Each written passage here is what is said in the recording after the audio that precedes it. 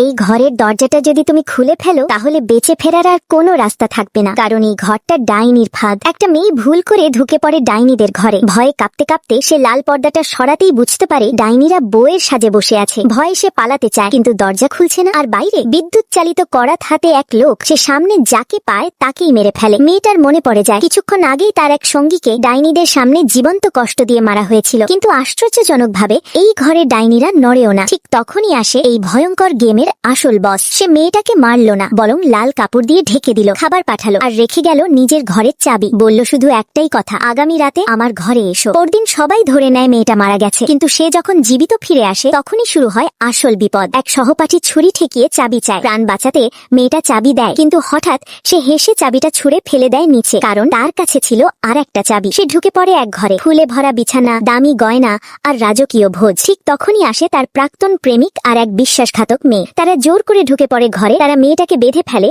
আর বসের জন্য সাজানো ভালোবাসার রাত নষ্ট করে দেয়। ঠিক তখনই করিডোরে ভেসে আসে ভারী পায়ের শব্দ। মেয়েটা কাঁদতে কাঁদতে বলে, পালাও, ও আসছে। কিন্তু কেউ শোনে না। দরজা খুলে দাঁড়ায় সেই বস। সে দেখে তার ভালোবাসার জন্য সাজানো সবকিছু ধ্বংস, আর মেয়েটা অজ্ঞান হয়ে পড়ে আছে। বস ধীরে মাথা তোলে আর তখনই বলে, যে আমার প্রিয়াকে ছুঁয়েছে সে আজ আর বাঁচবে না।